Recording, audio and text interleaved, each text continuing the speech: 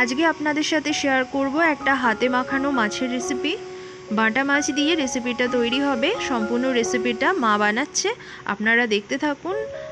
প্রথমে বাটা মাছগুলো ভালো করে ধুয়ে তারপর প্রথমে কাটা হয়েছে, তারপর ধুয়ে নুন হলুদ মাখিয়ে রাখা আছে। এরপর আছে কিছুটা কুচনো আলু, বেশ কিছুটা, মানে মাছের পরিমাণ অনুযায়ী। আর মাছগুলো কিন্তু খুব একটা বড় না, সাইজে ছোট ছোট বাটা মাছ। খুব বেশি বড় মাছে অতটা স্বাদ হয় না, তাই ছোট ছোট বাটা মাছে বেশি টেস্ট হবে। আর উপকরণগুলো তো দেখেই নিলেন। আছে ধনেপাতা আর টমেটো, আদা, রসুন, পেঁয়াজ, শুকনো লঙ্কা, কাঁচা লঙ্কা পেস্ট একটা বানিয়ে রাখা হয়েছে, আর নুন হলুদ এগুলো আছে। তাহলে রেসিপিটা শুরু করা যাক।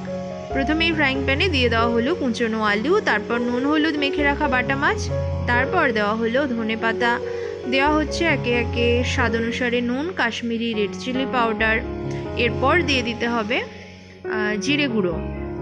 সম্পূর্ণ রেসিপিটা আপনারা দেখতে থাকুন আর সঙ্গে থাকুন। দিয়ে দেওয়া হচ্ছে আগে থেকে পেস্ট করা মশলাটা। এরপর দিয়ে দেওয়া হলো হলুদ, সবশেষে সর্ষের তেল।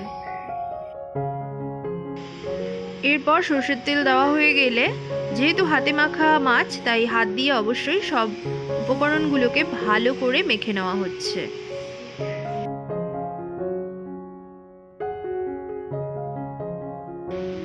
এরপর মাছটা মাখানো হয়ে গেলে কিছুটা জল দিয়ে দেওয়া হচ্ছে, যাতে মাছটা সেদ্ধ হয়ে যায় আর আলুটাও সেদ্ধ হয়ে যায়। এরপর ফ্রাইং প্যানটা একটু নেড়ে চেড়ে নিয়ে গ্যাস ধরিয়ে গ্যাসে বসিয়ে দিতে হবে প্রায় 15 থেকে 20 মিনিট। প্রথমে হাই ফ্লেম, তারপর লো ফ্লেমে রেখে মাছটা 15 থেকে 20 মিনিট সেদ্ধ হতে দিতে হবে, মানে তৈরি হতে দিতে হবে মাছ রান্নাটা। দেখুন 15 থেকে 20 মিনিট পর মাছটা তো ঢাকনা খোলা হয়ে গেছে আর একদম তৈরি হয়ে গেছে। আর শুকনো শুকনো হয় মাছটা, কিন্তু এই মাছের রেসিপিটা শুকনো আর ঝালঝাল হয়, তো গ্রেভি থাকলে খুব একটা ভালো লাগে না, তো এভাবেই তৈরি করা হয়েছে। তা আপনাদের কেমন লাগলো আজকে এই বাটা মাছের হাতে মাখা রেসিপিটা? খুব সহজ আর চটজলদি হয়ে যায়। তাহলে আজকের এই সুস্বাদু মাছের রেসিপিটা আপনাদের কেমন লাগলো আমাকে জানাবেন। ভালো লাগলে অবশ্যই ভিডিওটা একটা লাইক করবেন, আর নতুন কোনো ভিডিওর সঙ্গে আবার হাজির হয়ে যাব। ততক্ষণ সবাই ভালো থাকবেন।